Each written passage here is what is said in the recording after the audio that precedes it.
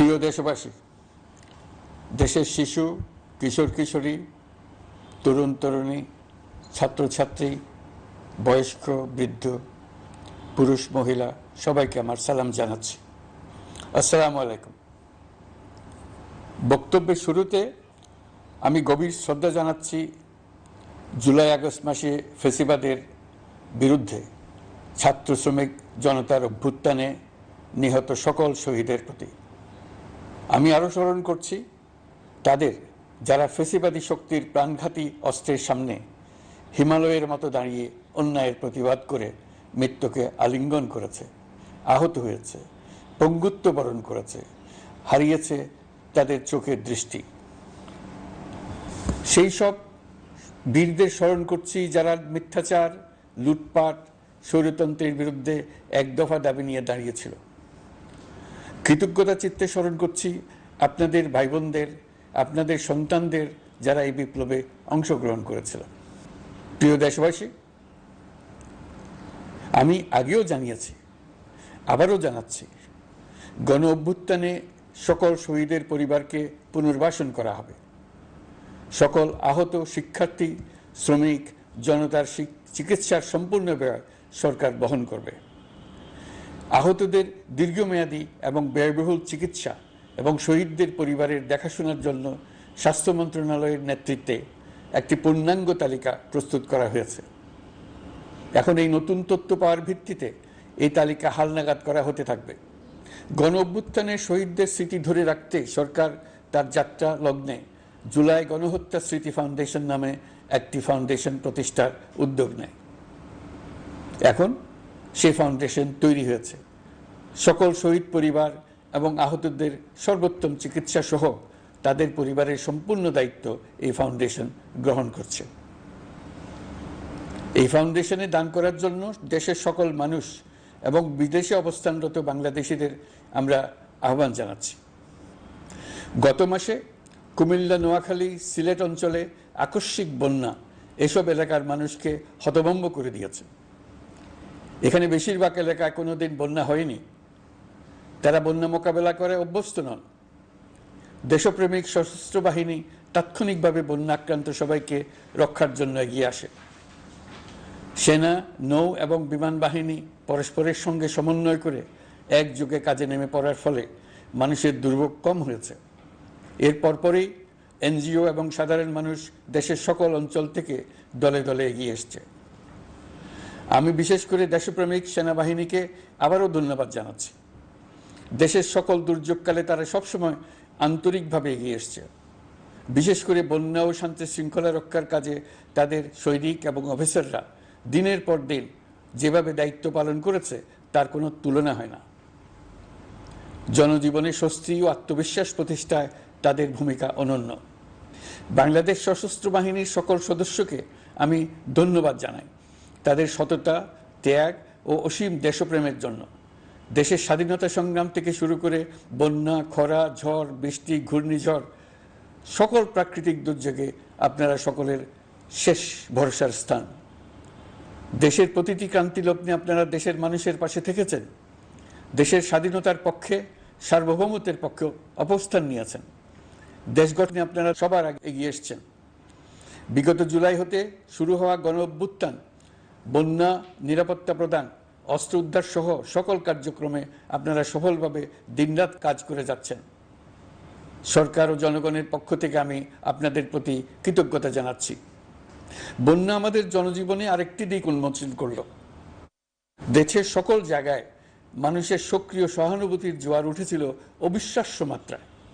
ব্যবসায়ী, অর্থবান ব্যক্তিরা যেমন তাদের অর্থ নিয়ে স্বতঃস্ফূর্তভাবে এগিয়ে এসেছিল, তেমনি দেশের বিভিন্ন প্রান্তের সাধারণ মানুষ, স্কুল, কলেজ, বিশ্ববিদ্যালয়ের ছেলেমেয়েরা জোয়ারের ঢলের মতো যার যার সামর্থ্য নিয়ে এগিয়ে এসছে। অনেকেই ছুটে গেছে বন্যার্তদের সহযোগিতা করার জন্য। এনজিওরা বিভিন্ন জায়গা থেকে ছুটে গেছে তাদের সহায়তা নিয়ে। তাদের কাজে অনুপ্রাণিত হয়ে আমি এনজিও নেতাদের সঙ্গে বৈঠক করেছি কিভাবে সরকার তাদের কাজের সঙ্গে সরকারের উদ্যোগকে সমন্বিত করতে পারে, সেটার কাঠামো তৈরি করে দেওয়ার জন্য। বন্যা এখন চলে গেছে, কিন্তু পুনর্বাসনের কঠিন কাজ আমাদের সামনে রয়ে গেছে। সকলের সহযোগিতায় আমরা পুনর্বাসনের কাজটি সফলভাবে সমাধান করতে চাই। আইন শৃঙ্খলা পরিস্থিতির উন্নতির জন্য আমরা দিনরাত পরিশ্রম করে যাচ্ছি।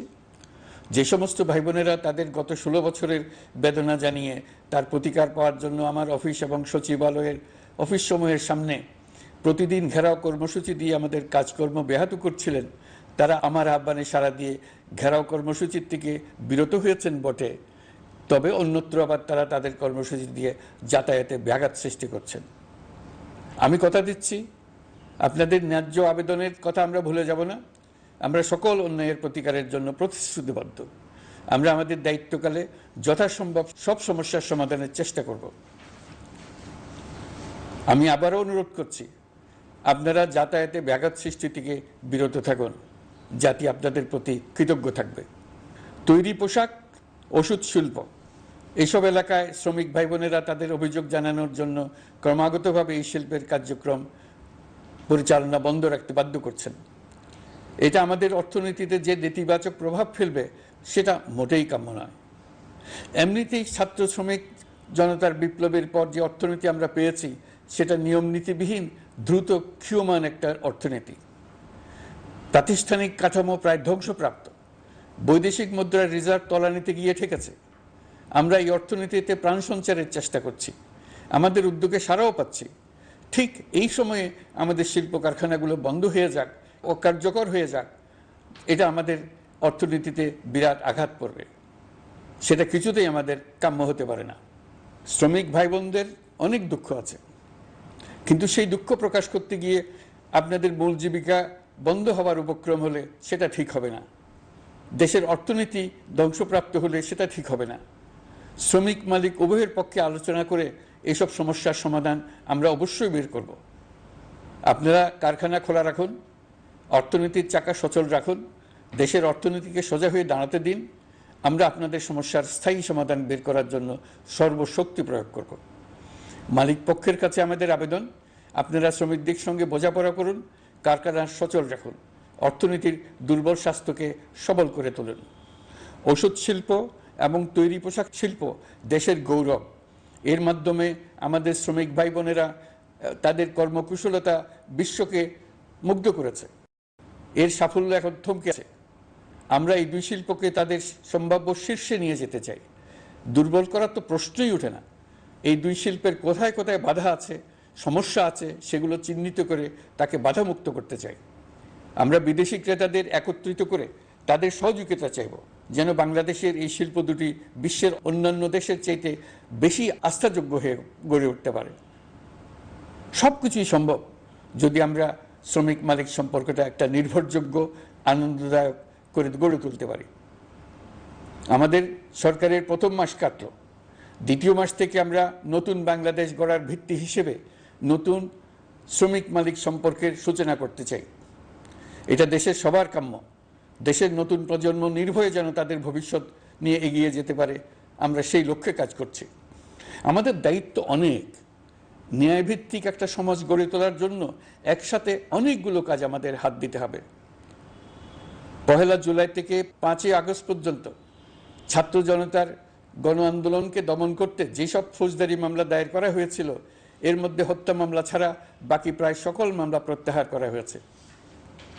এইসব মামলায় গ্রেফতারকৃত সকলে মুক্তি পেয়েছে। দায়িত্ব গ্রহণের শুরুতেই অন্তর্বর্তীকালীন সরকার বিচার বিভাগের বড় সংস্কারের কাজে হাত দিয়েছে। যোগ্যতম ব্যক্তিকে প্রধান বিচারপতি নিয়োগ দেওয়াতে মানুষের মনে নতুন আশার সঞ্চার হয়েছে।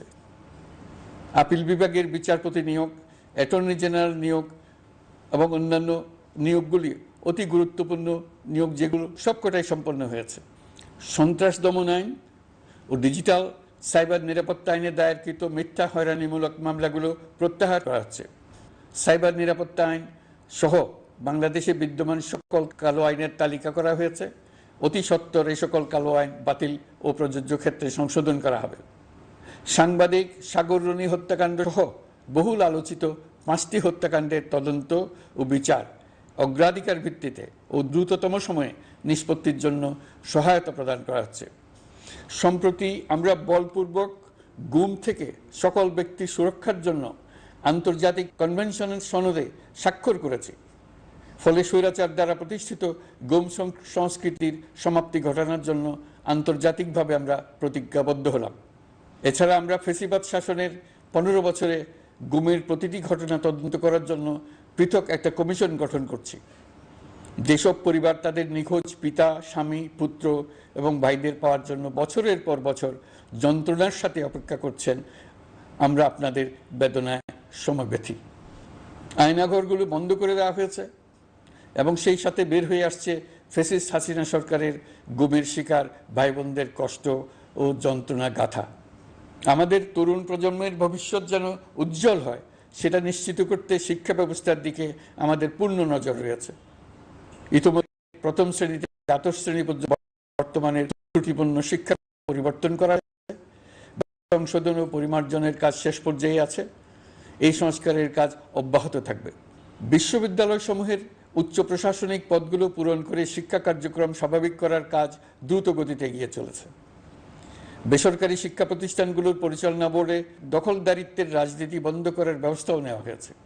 আপনারা নিশ্চয় লক্ষ্য করেছেন, আমাদের প্রথম মাসে দেশের প্রায় সকল বিশ্ববিদ্যালয়ের উপাচার্য এবং উপাচার্য মহোদয়গণ পদত্যাগ করেছেন। উচ্চশিক্ষার ক্ষেত্রে এটা বিরাট শূন্যতার সৃষ্টি করেছে। প্রথম মাসে আমরা ক্রমাগতভাবে প্রতিটি বিশ্ববিদ্যালয়ে সবার কাছে গ্রহণযোগ্য এমন উপাচার্য এবং উপাচার্য নিয়োগ দেওয়ার কাজ শুরু করেছে। এর ফলে সকল সরকারি এবং বেসরকারি বিশ্ববিদ্যালয়গুলোতে নতুন উদ্যমে কাজ শুরু করার পরিবেশ সৃষ্টি হয়েছে। সংবাদ মাধ্যম ও মত প্রকাশের পূর্ণ স্বাধীনতা ইতিমধ্যে নিশ্চিত করা হয়েছে।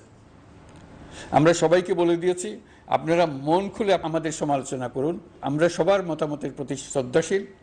মিডিয়া যাতে কোনো রকম বাধা বিপত্তি ছাড়া নির্বিঘ্নে তাদের কাজ করতে পারে, সেজন্য একটা মিডিয়া কমিশন গঠন করা সরকারের সক্রিয় বিবেচনাধীন। আরও যেসব কমিশন সরকার সহ অন্য সবাইকে জবাবদিহিতার আওতায় আনতে পারে, আমরা তাদের পুনর্গঠন ও সংস্কারের উদ্যোগ নিয়েছি, যাতে তারা আরও শক্তিশালী হয়, জনকল্যাণে কাজ করে। দায়িত্ব গ্রহণের পর বিভিন্ন দেশের সরকার প্রধান টেলিফোনে এবং শুভেচ্ছা বার্তা পাঠিয়ে আমাকে অভিনন্দন জানিয়েছেন। বিভিন্ন দেশের রাষ্ট্রদূত এবং হাই কমিশনার বৃন্দ আমার সাথে সাক্ষাৎ করে দ্বিপাক্ষিক সহযোগিতা বৃদ্ধির আশ্বাস দিয়েছেন। আমার অনুরোধে সংযুক্ত আরব আমিরাতের 57 জন বাংলাদেশি যারা ফেসিবাদ বিরোধী বিক্ষোভে অংশগ্রহণ করা বিভিন্ন মেয়াদে কারাদণ্ডে দণ্ডিত হয়েছিলেন, তাদের সাধারণ ক্ষমা ঘোষণা করেছেন সে দেশের সরকার। ইতিমধ্যে তাদের কয়েকজন দেশে ফিরে এসেছেন। এই ক্ষমা প্রদর্শন ছিল অতি বিরল একটি ঘটনা। এই জন্য আমি সংযুক্ত আরব আমিরাতের রাষ্ট্রপতি শেখ মোহাম্মদ বিন জায়েদ আল নাহিয়ানকে ধন্যবাদ ও কৃতজ্ঞতা জানিয়েছি আপনাদের সবার পক্ষ থেকে। যে সমস্ত সরকার প্রধানের সঙ্গে আমার টেলিফোনে যোগাযোগ হয়েছে, তাদের মধ্যে রয়েছেন ভারতের প্রধানমন্ত্রী নরেন্দ্র মোদী, পাকিস্তানের প্রধানমন্ত্রী শাহবাজ শরীফ। আমরা ভারত এবং অন্যান্য প্রতিবেশী রাষ্ট্রসমূহের সঙ্গে সুসম্পর্ক চাই, তবে সেই সম্পর্ক হতে হবে ন্যায্যতা এবং সমতার ভিত্তিতে। ভারতের সাথে আমরা ইতিমধ্যে বন্যা মোকাবেলায় উচ্চ দ্বিপাক্ষিক সহযোগিতা শুরু করেছি। দক্ষিণ এশিয়ায় আঞ্চলিক সহযোগিতা বৃদ্ধির লক্ষ্যে আমি সার্ক রাষ্ট্রগোষ্ঠী পুনর্জীবিত করার উদ্যোগ নিয়েছি। আমরা চাই আমাদের দেশ যেন একটি গণতান্ত্রিক দেশ হিসেবে বিশ্বের কাছে সম্মানের সাথে পরিচিত হয়। দেশের পরিকল্পনা যেন দেশের মানুষ কেন্দ্রিক হয়, কোনো নেতা বা দল কেন্দ্রিক না হয়। আমরা স্বৈরাচারী হাসিনা সরকারের অহেতুক কোটি কোটি টাকা ব্যয়ের প্রকল্প বাস্তবায়িত হতে দেখেছি, যেগুলো কখনোই দেশের মানুষের জন্য ছিল না, বরং এর সাথে জড়িত ছিল কুৎসিত আমিত্ব এবং বিশাল আকারের চুরি। চলমান এবং প্রস্তাবিত সকল উন্নয়ন প্রকল্পগুলোর যাচাই বাছাই করার কাজ ইতিমধ্যে আমরা শুরু করেছি। প্রকল্প বাস্তবায়নের পর্যায় বিবেচনা করে বাকি কাজে ব্যয়ের সাশ্রয় এমনকি প্রয়োজন মতে তা বাতিল করার কথা বিবেচনা করা হবে।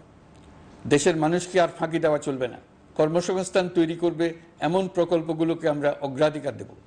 লুটপাট ও পাচার হয়ে যাওয়া অর্থ ফিরিয়ে আনার উদ্যোগ আমরা নিয়েছি। আর্থিক খাতে শৃঙ্খলা ফিরিয়ে আনতে একটা ব্যাংকিং কমিশনও গঠন করার উদ্যোগ নেওয়া হয়েছে। বিভিন্ন ব্যাংকের পরিচালনা পরিষদ পুনর্গঠন করা হয়েছে। ব্যাংকিং খাতে এই এক মাসে বিরাট পরিবর্তন এসেছে, আপনারা নিশ্চয়ই সেটা লক্ষ্য করেছেন। আমরা এই খাতে নিয়ম নীতি প্রতিষ্ঠা করতে পেরেছি। আরও অনেক কাজ বাকি রয়ে গেছে। প্রথম মাসের কাজ হিসেবে শুধু প্রধান কাজগুলো করেছে, তার সঙ্গে রয়েছে আরও অনেক পরবর্তী কাজ। ফেসিবাদী সরকার লুটপাট করার জন্য নতুন করে 60,000 কোটি টাকা ছাপিয়ে বাজারে ছাড়ার কারণে মুদ্রাস্ফীতির শিকার হয়েছে দেশের মানুষ। এই অতুলনীয় মুদ্রাস্ফীতি নিয়ন্ত্রণ অন্তর্বর্তী সরকারের অন্যতম প্রধান লক্ষ্য। মুদ্রাস্ফীতি নিয়ন্ত্রণের লক্ষ্যে পলিসি সুদের হার বৃদ্ধি করে 9% উন্নীত করা হয়েছে। মূল্যস্ফীতি থেকে সাধারণ মানুষকে সুরক্ষা দেওয়ার উদ্দেশ্যে ওএমএস খাদ্য বান্ধব কর্মসূচি সহ সুলভ মূল্যে প্রান্তিক মানুষের কাছে নিত্য প্রয়োজনীয় দ্রব্য সরবরাহ চলমান রাখা হয়েছে। মূল্যস্ফীতি মোকাবেলায় চলতি অর্থ বছরে চাল ও গম আমদানির জন্য 5,800 কোটি টাকা, আভ্যন্তরীণ সংগ্রহের জন্য 8,900 কোটি টাকা এবং খাদ্য ভর্তুকির 3টি প্রোগ্রামের জন্য 7,360 কোটি টাকা বরাদ্দ রাখা হয়েছে। বিভিন্ন স্টেক হোল্ডারের সাথে সভা করে মূল্যস্ফীতি নিয়ন্ত্রণের করণীয় সমূহ চিহ্নিত করা হয়েছে। পরিচালন ও উন্নয়ন ব্যয় যৌক্তিক পরিমাণে হ্রাস করার জন্য কার্যক্রম গ্রহণ করা হয়েছে। কৃষিপণ্য উৎপাদনের জন্য সার আমদানির ক্ষেত্রে প্রয়োজনীয় বৈদেশিক মুদ্রার সরবরাহ নিশ্চিত করার পদক্ষেপ নেওয়া হয়েছে। প্রকৃত চাষিগণ যাতে কৃষি ঋণ পেয়ে থাকেন তা নিশ্চিত করার উদ্যোগ নেওয়ার পাশাপাশি কৃষি ঋণের পরিমাণ বৃদ্ধি করা হয়েছে। মার্কিন ডলারের বিপরীতে টাকার বিনিময় হার স্থিতিশীল রাখার লক্ষ্যে বৈদেশিক মুদ্রার বিনিময় হারকে বাজার ভিত্তিক করা হয়েছে। কালো টাকা সাদা করার অনৈতিক অনুমতি বাতিল করা হয়েছে। বৈদেশিক মুদ্রার রিজার্ভ বৃদ্ধি করতে বিভিন্ন উন্নয়ন সহযোগীদের কাছ থেকে বাজেট সাপোর্ট চাওয়া হয়েছে। আন্তর্জাতিক মুদ্রা তহবিল থেকে অতিরিক্ত 3 বিলিয়ন মার্কিন ডলার, বিশ্বব্যাংক থেকে অতিরিক্ত 1 বিলিয়ন ডলার, জাইকা থেকে অতিরিক্ত 1 বিলিয়ন মার্কিন ডলার প্রদানের অনুরোধ করা হয়েছে। রূপপুর পারমাণবিক বিদ্যুৎ কেন্দ্র নির্মাণ প্রকল্পের অগ্রিম অর্থ পরিশোধ এবং বকেয়া পাওনা নিয়ে রাশিয়ান ফেডারেশনের সাথে অর্থ মন্ত্রণালয়ের আলোচনা চলছে। পাইপলাইনে থাকা 48 বিলিয়ন মার্কিন ডলার বৈদেশিক সহায়তা ব্যবহারের উদ্যোগ নেওয়া হয়েছে। মেগা প্রকল্পের নামে লুটপাট বন্ধের পাশাপাশি স্বাস্থ্য ও শিক্ষা খাতে বরাদ্দ বৃদ্ধির পরিকল্পনা গ্রহণ করা হয়েছে। বৈদেশিক মুদ্রার রিজার্ভের উপর চাপ কমানোর লক্ষ্যে রাশিয়া এবং চীন থেকে প্রাপ্ত ঋণের সুদের হার কমানো এবং ঋণের মেয়াদ বৃদ্ধির জন্য অনুরোধ জানানো হয়েছে। সকল উন্নয়ন সহযোগীদের সাথে সম্পর্ক আরও নিবিড় করার উদ্যোগ নেওয়া হয়েছে। সকল অর্থনৈতিক সূচক এবং পরিসংখ্যানের প্রকৃত মান বা সংখ্যা প্রকাশের জন্য নির্দেশনা প্রদান করা হয়েছে। জিডিপি, মূল্যস্ফীতি ইত্যাদি সঠিক উপাত্ত সংগ্রহ, প্রাক্কলন ও প্রকাশের জন্য নির্দেশনা দেওয়া হয়েছে। জাতীয় রাজস্ব বোর্ড এবং অর্থ বিভাগের রাজস্ব আয় সম্পর্কিত উপাত্তের মধ্যে পার্থক্য নিরসনে উদ্যোগ নেওয়া হয়েছে। প্রকৃত রপ্তানি আয় নিরূপণ এবং প্রকাশের নির্দেশনা দেওয়া হয়েছে। জাতীয় রাজস্ব বোর্ডের অটোমাইজেশনের লক্ষ্যে পরিকল্পনা গ্রহণ করা হয়েছে।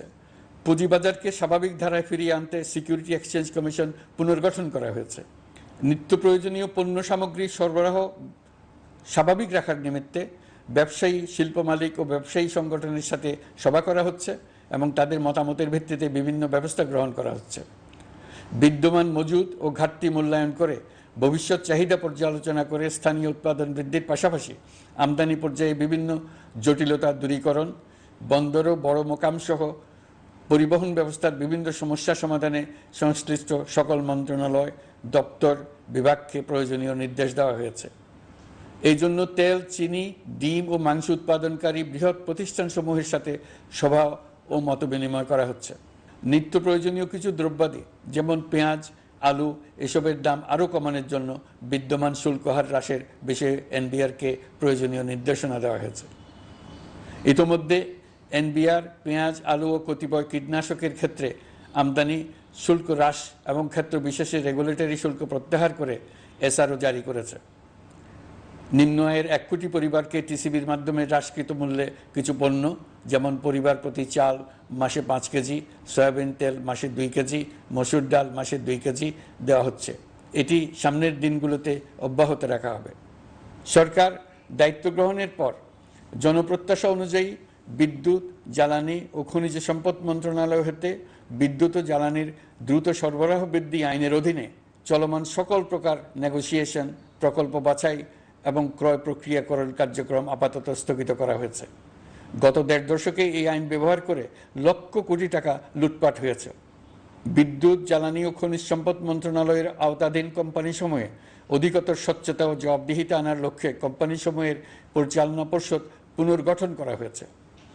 প্রকৌশল, ভূতত্ত্ব এবং খনিজ হিসাব বিষয়ে অধ্যয়ন করেছে এমন ছাত্র প্রতিনিধি অন্তর্ভুক্ত করার জন্য উদ্যোগ গ্রহণ করা হয়েছে। এই খাতে অধিকতর সক্ষমতা, গতিশীলতা এবং জবাবদিহিতা নিশ্চিত করার লক্ষ্যে বিশেষজ্ঞগণের সমন্বয়ে একটি কমিটি গঠন করা হয়েছে। জ্বালানি তেলের মূল্য জনপ্রত্যাশা অনুযায়ী সহনশীল রাখতে অকটেন ও পেট্রোলের দাম ৬ টাকা, ডিজেল ও কেরোসিনের দাম ১ টাকা ২৫ পয়সা কমানো হয়েছে। ৩৭ দিন বন্ধ থাকার পর গত ২৫ আগস্ট হতে মিরপুর ১০ ও কাজীপাড়া স্টেশন ছাড়া বাকি সব স্টেশনে মেট্রো রেল পুনরায় চালু করা হয়েছে। ভুয়া মুক্তিযোদ্ধাদের চিহ্নিত করার লক্ষ্যে বিশেষ করে মুক্তিযুদ্ধের সময় যাদের বয়স ১২.৫ বছরের কম ছিল তাদের মুক্তিযুদ্ধ তালিকা হতে বাতিলের জন্য সুপ্রিম কোর্টে লিভ টু আপিলের পদক্ষেপ গ্রহণ করা হয়েছে। মুক্তিযোদ্ধা কল্যাণ ট্রাস্টের আওতাধীন বেদখলকৃত স্থাবর সম্পত্তি উদ্ধারে প্রয়োজনীয় ব্যবস্থা গ্রহণ করা হয়েছে। গৃহায়ন ও গণপূর্ত মন্ত্রণালয় কর্তৃক গৃহীত বরিশাল, রংপুর, ময়মনসিংহ উন্নয়ন কর্তৃপক্ষ আইন এর খসড়া তৈরির কার্যক্রম নেওয়া হয়েছে। পূর্বাচল নতুন শহর প্রকল্প, ঢাকার আশেপাশে স্যাটেলাইট সিটি নির্মাণের রোডম্যাপ চূড়ান্তকরণের উদ্যোগ নেওয়া হয়েছে। বিধি বহির্ভূত প্রদত্ত প্লট ও ফ্ল্যাটের বরাদ্দ বাতিলের উদ্যোগ নেওয়া হয়েছে। প্রিয় দেশবাসী, আপনাদের আমাদের সন্তানদের জন্য একটি গণতান্ত্রিক বাংলাদেশের রূপরেখা তৈরি করতে আমরা দৃঢ় প্রতিজ্ঞ। আর যেন আমাদের কোনো স্বৈরাচারের হাতে পড়তে না হয়। আমরা যাতে বলতে পারি আমরা একটি গণতান্ত্রিক দেশে বসবাস করি, আমরা যাতে সকলেই দাবি করতে পারি যে এই দেশটি আমাদের, আমরা সেই লক্ষ্যেই কাজ করছি। কেউ আইন নিজের হাতে তুলে নেবেন না। আইন নিজের হাতে তুলে নিয়ে কেউ সমাজে বিশৃঙ্খল পরিবেশ সৃষ্টি করলে আমরা তাকে অবশ্যই শাস্তির আওতায় নিয়ে আসব। আমরা একটি সাম্প্রদায়িক সম্প্রীতির দেশ। ধর্মীয় সম্প্রীতি বিনষ্ট হয় এমন কোনো কাজ কেউ কোনোভাবেই করবেন না। অতীতে শুধুমাত্র আওয়ামী মতাদর্শী না হওয়ার কারণে ২৮তম থেকে ৪২তম বিসিএস পর্যন্ত বিপিএসসি কর্তৃক সুপারিশকৃত অনেক প্রার্থী নিয়োগ বঞ্চিত হয়েছেন। ৮ই আগস্ট পরবর্তী সময়ে এর মধ্যে এদের ২৫৯ জনকে নিয়োগ দেওয়া হয়েছে। মাঠ প্রশাসনকে জনবান্ধব এবং দুর্নীতিমুক্ত জবাবদিহিমূলকভাবে গড়ে তোলার জন্য সব ধরনের উদ্যোগ নেওয়া হয়েছে। সরকারি কর্মচারীদের বাধ্যতামূলকভাবে সম্পদ বিবরণী দাখিলের নির্দেশ দেওয়া হয়েছে এবং এটা প্রতি বছর তাদেরকে করতে হবে। ধ্বংস হয়ে পড়া একটা জনপ্রশাসনকে নিয়ে যাত্রা শুরু করেছি। মন্ত্রণালয়গুলোর উচ্চতম পদে যারা নিয়োজিত ছিলেন তারা অনেকে দায়িত্ব ছেড়ে চলে গেছেন, কিংবা পদে থাকলেও সহকর্মীদের চাপের মুখে কাজ করতে পারছিলেন না, বাধ্য হয়ে পদত্যাগ করেছেন। আর যারা ১৬ বছরের স্বৈরাচারী শাসনের আমলে পদত্যাগে বাধ্য হয়েছিলেন কিংবা দায়িত্ববিহীন অবস্থায় একই পদে থেকে বাধ্য হয়েছেন, তাদের সবার কথা বিবেচনা নিয়ে জনপ্রশাসনকে নতুন করে দাঁড় করানোই ছিল আমাদের প্রথম মাসে কঠিনতম সময়। আবার সকল সমস্যার সমাধান করে একটি নতুন জনপ্রশাসন কাঠামো দাঁড় করাতে পেরেছি, এটাই আমাদের প্রথম মাসের সবচাইতে বড় অর্জন। আমার বিশ্বাস এই জনপ্রশাসন জনগণের ইচ্ছা পূরণে সর্বোচ্চ অবদান রাখতে পারবে। অতি স্বল্প জনবল নিয়ে দাপ্তরিক কার্যক্রম শুরু করা হলেও প্রথম দিকে বিভিন্ন মন্ত্রণালয় ও বিভাগ থেকে পাঠানো বিবিধ প্রস্তাব দ্রুত গতিতে এবং আইনগত সমস্ত বাধ্যবাধকতা মেনে সিদ্ধান্ত নেওয়া হয়েছে। গত এক মাসে বিভিন্ন মন্ত্রণালয় ও বিভাগ ১৯৮টি অতি গুরুত্বপূর্ণ বিষয়ে সিদ্ধান্ত নিয়েছে। জনপ্রশাসনের ১৩৫ জন অতিরিক্ত সচিব, ২২৭ জন যুগ্ম সচিব এবং ১২০ জন উপসচিবকে পদোন্নতি প্রদান করা হয়েছে। ৫৯টি জেলার জেলা প্রশাসককে প্রত্যাহার করা হয়েছে এবং নতুন ৫৯ জন জেলা প্রশাসককে নিয়োগ দেওয়া হয়েছে। ৬৭ জন কর্মকর্তার চুক্তিভিত্তিক নিয়োগ বাতিল করা হয়েছে। ১০ জন যুগ্ম সচিব, ৮ জন অতিরিক্ত সচিব, ৬ জন সচিবকে ওএসডি করা হয়েছে। বাংলাদেশ পুলিশের ৮০ জন ডিআইজি, ৩০ জন পুলিশ সুপার সহ ১১০ জনকে পদোন্নতি প্রদান করা হয়েছে। ১ জন ডিআইজি, ১ জন এডিশনাল ডিআইজি, ৪ জন পুলিশ সুপারকে চাকরিতে পুনর্বহাল করা হয়েছে। আইজিপি সহ ১০ জন অতিরিক্ত আইজি, ৮৮ জন ডিআইজি, ২১ জন এডিশনাল ডিআইজি, ১৭৭ জন পুলিশ সুপার সহ মোট ২৯৭ জন কর্মকর্তাকে বদলি করা হয়েছে। ছাত্র শ্রমিক জনতার বিপ্লবের মূল লক্ষ্য ছিল গণভবন। এটা ছিল স্বৈরাচারের কেন্দ্রবিন্দু। এই সরকার বিপ্লবের প্রতি সম্মান দেখিয়ে গণভবনকে বিপ্লবের জাদুঘর হিসেবে ঘোষণা দিয়েছে। ছাত্র জনতার ক্ষোভকে স্থায়ীভাবে তুলে ধরার জন্য গণভবনের আর কোনো সংস্কার করা হবে না। ছাত্র জনতার ক্ষোভের মুখে তা যে অবস্থায় দাঁড়িয়েছিল সেই অবস্থায় তাকে রাখা হবে। যেসব মূল্যবান সামগ্রী জনতা নিয়ে গিয়েছিল সেগুলো অনেক ফেরত দিয়ে গেছেন। যারা নিয়ে গিয়েছেন তারা নিজেরাই ফেরত দিয়ে গেছেন। তাদের আমরা দেশবাসীর পক্ষ থেকে ধন্যবাদ জানাচ্ছি। আরও কিছু জিনিস পাওয়া যায়নি। যারা নিয়ে গেছেন তাদের কাছে আমাদের অনুরোধ থাকবে তারা যেন এইসব সামগ্রী ফেরত দিয়ে যান। আমরা উল্লেখ করব এইসব বিক্ষুব্ধ জনতা নিয়ে গিয়েছিল, কিন্তু বিজয়ের পর তারা আবার জাদুঘরে প্রতি সম্মান দেখিয়ে এগুলো ফেরত দিয়ে গিয়েছেন। আমরা নতুন বাংলাদেশকে একটা পরিবেশ বান্ধব এবং জীববৈচিত্র্যময় দেশ হিসেবে গড়ে তোলার উদ্যোগ নিয়েছি। এটি তরুণদের আকাঙ্ক্ষা, আমাদের সবারই আকাঙ্ক্ষা। সেই লক্ষ্যে আমি প্রথমেই একটি ক্ষুদ্র পদক্ষেপ নিয়েছি। আমার বাসভবন এবং সমগ্র সচিবালয়ে প্লাস্টিকের পানির বোতল ব্যবহার নিষিদ্ধ করেছে। ইতিমধ্যে সুপার শপগুলোতে পলিথিনের শপিং ব্যাগ ব্যবহার বন্ধ করার উদ্যোগ নেওয়া হয়েছে। গত কয়েক দশকে যে পরিমাণ নদী দূষণ হয়েছে, আমরা তা বন্ধ করার উদ্যোগ নিয়েছি। আমরা সংস্কার চাই। আমাদের একান্ত অনুরোধ, আমাদের উপর যে সংস্কারের গুরু দায়িত্ব দিয়েছেন, সেই দায়িত্ব দিয়ে আপনারা দর্শকের গ্যালারিতে চলে যাবেন না। আপনারা আমাদের সঙ্গে থাকুন, আমরা একসঙ্গে সংস্কার করব। এটা আমাদের সবার দায়িত্ব। আপনারা নিজ নিজ জগতে সংস্কার আনুন। একটা জাতির সংস্কার শুধু সরকারের সংস্কার হলে হয় না। আপনি ব্যবসায়ী হলে আপনার ব্যবসায় সংস্কার আনুন। ব্যবসায়ী গোষ্ঠীরা তাদের নিজ নিজ সমিতির মাধ্যমে সংস্কার আনুন। সমিতিতে সংস্কার আনুন। নতুন করে সমিতি গঠনতন্ত্র সংশোধন করুন। আপনি শ্রমিক হলে আপনার ক্ষেত্রে আপনি সংস্কার করুন। আপনি রাজনৈতিক নেতাকর্মী হলে আপনার ক্ষেত্রে সংস্কার করুন। আপনি প্রতিষ্ঠান প্রধান হলে আপনার প্রতিষ্ঠানে সংস্কার আনুন। আমি এটাকে সুযোগ হিসেবে গ্রহণ করার জন্য সবাইকে আহ্বান জানাচ্ছি। এই সংস্কারের মাধ্যমে আমরা জাতি হিসেবে নতুনভাবে যাত্রা শুরু করতে চাই। আমাদের এই যাত্রা আমাদেরকে পৃথিবীর একটা সম্মানিত জাতি হিসেবে প্রতিষ্ঠিত করুক, এটাই আমাদের সবার কাম্য, এটাই আমাদের সবার লক্ষ্য। গত এক মাসে আমি বেশ কিছু রাজনৈতিক দলের সঙ্গে পৃথকভাবে বসছি, তাদের সঙ্গে মতামত বিনিময় করেছি। তারা আমাদের উৎসাহিত করেছেন, ছাত্র শ্রমিক জনতার বিপ্লবের লক্ষ্যের প্রতি সমর্থন জানিয়েছেন, সংস্কারের কাজে পূর্ণ সহযোগিতার দেওয়ার আশ্বাস দিয়েছেন। আমি দেশের বিশিষ্ট সম্পাদক বৃন্দের সঙ্গে মত বিনিময় করেছি, তারাও সংস্কারের কাজে পূর্ণ সহযোগিতা দেওয়ার আশ্বাস দিয়েছেন। তারা বিভিন্ন বিষয়ে মূল্যবান পরামর্শ দিয়েছেন। সবার পরামর্শ নিয়ে এখন আমাদের অগ্রসর হওয়ার পালা। আমি বিশিষ্ট ব্যবসায়ীদের সঙ্গে বৈঠক করেছি, তাদের কাছে আমাদের সরকারের লক্ষ্যগুলো ব্যাখ্যা করেছি, তারাও আমাদের লক্ষ্যের সঙ্গে একমত প্রকাশ করেছেন। আপনারা জানেন, ছাত্র শ্রমিক জনতার ঐতিহাসিক জুলাই গণ অভ্যুত্থানের মুখে এবং হাজারো মানুষের আত্মদানের বিনিময়ে বাংলাদেশে ফ্যাসিস্ট সরকারের পতন হয়েছে।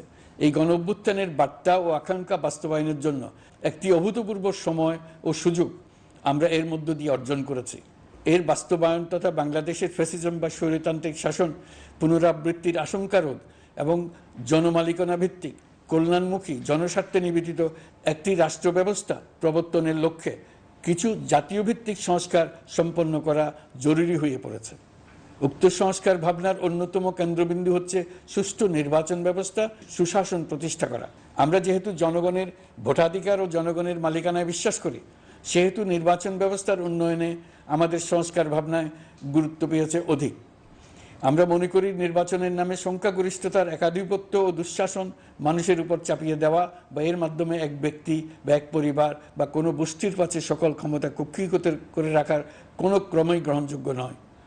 এসব আশঙ্কা রোধ করার জন্য নির্বাচনের সাথে সম্পর্কিত নির্বাচন কমিশন সহ অন্যান্য প্রতিষ্ঠানগুলোর সংস্কারের কথা আমরা ভাবছি। নির্বাচন ব্যবস্থার সাথে সম্পর্কিত প্রতিষ্ঠান হিসেবে পুলিশ প্রশাসন, জনপ্রশাসন, বিচার প্রশাসন, দুর্নীতি দমন কমিশন এই 4টি প্রতিষ্ঠানের সংস্কার করা সুষ্ঠু ও অবাধ নির্বাচনের জন্য অপরিহার্য। এসব প্রতিষ্ঠানের সংস্কার জনমালিকানা ভিত্তিক, জবাবদিহিমূলক এবং কল্যাণমূলক রাষ্ট্র ব্যবস্থা প্রতিষ্ঠায় অবদান রাখবে বলে আমি বিশ্বাস করি। এর পাশাপাশি সমাজের সকল স্তরের মানুষের প্রতিনিধিত্ব ও স্বার্থনিষ্ঠ প্রতিফলিত করার জন্য সাংবিধানিক সংস্কারের প্রয়োজন আমরা অনুভব করছি। এসব বিষয়ে সংস্কার করার প্রাথমিক পদক্ষেপ হিসেবে আমরা প্রাথমিকভাবে 6টি কমিশন গঠন করার সিদ্ধান্ত নিয়েছি। এসব কমিশনের কাজ পরিচালনার জন্য বিষয়ভিত্তিক অভিজ্ঞতা বিবেচনা করে 6 জন বিশিষ্ট নাগরিকের নেতৃত্বে এই কমিশনগুলো পরিচালনা করার দায়িত্ব দিয়েছি। এরপর আরও বিভিন্ন বিষয়ে কমিশন গঠন করার প্রক্রিয়া আমরা অব্যাহত রাখব। নির্বাচন ব্যবস্থা সংস্কার কমিশনের প্রধান হিসেবে দায়িত্ব পালন করবেন ডক্টর বদিউল আলম মজুমদার। পুলিশ প্রশাসন সংস্কার কমিশনের প্রধান হিসেবে কাজ করবেন জনাব সরফরাজ চৌধুরী। বিচার বিভাগ সংস্কার কমিশনের প্রধান হিসেবে দায়িত্ব পালন করবেন বিচারপতি শাহ আবু নাঈম মমিনুর রহমান। দুর্নীতি দমন সংস্কার কমিশনের প্রধান হিসেবে দায়িত্ব পালন করবেন ডক্টর ইফতেখারুজ্জামান। জনপ্রশাসন সংস্কার কমিশনের প্রধান হিসেবে দায়িত্ব পালন করবেন জনাব আব্দুল মুহিত চৌধুরী। সংবিধান সংস্কার কমিশনের প্রধান হিসেবে দায়িত্ব পালন করবেন ডক্টর শাহদিন মালিক। এসব কমিশনের অন্য সদস্যদের নাম কমিশন প্রধানদের সাথে আলোচনা করে ঠিক করা হবে। কমিশনগুলোর আলোচনা ও পরামর্শ সভায় উপদেষ্টা পরিষদের সদস্য, ছাত্র, শ্রমিক জনতা আন্দোলনের প্রতিনিধি, নাগরিক সমাজ ও রাজনৈতিক দলের প্রতিনিধিরা উপস্থিত থাকবেন। পূর্ণাঙ্গভাবে গঠিত হওয়ার পর কমিশন আনুষ্ঠানিকভাবে তাদের কাজ আগামী 1 অক্টোবর থেকে শুরু করতে পারবে বলে আমি আশা করছি, এবং এটি পরবর্তী 3 মাসের মধ্যে সম্পন্ন হবে বলে আমরা ধারণা করছি। কমিশনের রিপোর্টের ভিত্তিতে সরকার পরবর্তী পর্যায়ে প্রধান রাজনৈতিক দলগুলোর সাথে পরামর্শ সভার আয়োজন করবে। চূড়ান্ত পর্যায়ে ছাত্র সমাজ, নাগরিক সমাজ, রাজনৈতিক দলের প্রতিনিধি, সরকারের প্রতিনিধি নিয়ে ব্যাপক ভিত্তিক 3 থেকে 7 দিন ব্যাপী একটি পরামর্শ সভার ভিত্তিতে সংস্কার ভাবনার রূপরেখা চূড়ান্ত করা হবে। এতে এই রূপরেখা কিভাবে বাস্তবায়ন হবে তার একটি ধারণাও দেওয়া হবে। এই আয়োজন জুলাই গণ অভ্যুত্থানের বার্তা বাস্তবায়ন ও রাষ্ট্র পুনর্নির্মাণ তাগিদের ঐক্যবন্ধনে গোটা জাতিকে শক্তিশালী ও আশাবাদী করে তুলবে বলে আমাদের বিশ্বাস। প্রিয় দেশবাসী, আমাদের সামনে অনেক কাজ। সবাই মিলে একই লক্ষ্যে আমরা অগ্রসর হতে চাই। আমাদের মধ্যে, বিশেষ করে আমাদের নতুন প্রজন্মের মধ্যে যে সুপ্ত প্রতিভা লুকিয়ে আছে, সেটা যেন বিনা বাধায় রাষ্ট্রের এবং সমাজের সহযোগিতায় প্রকাশ করতে পারি, সেই সুযোগের কাঠামো তৈরি করতে চাই। সকলে মিলে আমাদের পরিবারের প্রতিটি সদস্যকে, সে ঝাড়ুদার হোক, ছাত্র হোক, শিক্ষক হোক, যে কোনো ধর্মের হোক, সবার সমান অধিকার নিশ্চিত করতে চাই। এই হলো আমাদের সংস্কারের মূল লক্ষ্য। আসুন ছাত্র শ্রমিক জনতার এই বিপ্লবের লক্ষ্যকে আমরা দ্রুত বাস্তবায়ন করি। আমাদের প্রথম মাসে আমরা যেই গতিতে, যে উদ্যম নিয়ে কাজ এগিয়ে নিয়ে যাওয়ার কথা চিন্তা করেছিলাম, সেটা হয়তো করতে পারিনি বাস্তব অবস্থার পরিপ্রেক্ষিতে। দেশের আইনশৃঙ্খলা পরিস্থিতি স্বাভাবিক রাখা গেলে আশা করি আমরা আমাদের গতি অনেক বাড়াতে পারব। এই জন্য দেশের সকল মানুষের কাছে, শিক্ষক, ছাত্রছাত্রী, কৃষক, শ্রমিক, পেশাজীবী, বড় ব্যবসায়ী, ক্ষুদ্র ব্যবসায়ী, দিনমজুর, গৃহিণী, সকলের সহযোগিতা চেয়েছি। আমাদের কাজ বড় কঠিন, কিন্তু জাতি হিসেবে এবার ব্যর্থ হওয়ার কোনো অবকাশ আমাদের নেই। আমাদেরকে সফল হতেই হবে। এই সাফল্য আপনাদের কারণেই আসবে, আপনার সহযোগিতার কারণেই আসবে। আমাদের কাজ হবে আপনার আমার স্বপ্নকে বাস্তবে রূপায়িত করা। এখন আমরা আমাদের 2য় মাস শুরু করছি। আমাদের 2য় মাসে যেন আপনাদের মনে দৃঢ় আস্থা সৃষ্টি করতে পারি, সেই চেষ্টা করে যাব। ধৈর্য ধরুন, এই কথাটি আমি মোটেই আপনাদের বলবো না। আমরা সবাই অধৈর্য হয়ে পড়েছি। এত সব কাজ কখন যে শেষ হবে এটা চিন্তা করে আমরা অধৈর্য হব, কেন হব না? কিন্তু সঠিকভাবে কাজ করব, কাজে কোনো অধৈর্যের চিহ্ন রাখবো না। প্রিয় দেশবাসী, দেশের শিশু, কিশোর কিশোরী, তরুণ তরুণী, ছাত্রছাত্রী, বয়স্ক, বৃদ্ধ, পুরুষ, মহিলা, সবাইকে আবারও আমার সালাম জানাচ্ছি। আসসালামু আলাইকুম। আপনাদের সবাইকে ধন্যবাদ জানাচ্ছি। মহান আল্লাহ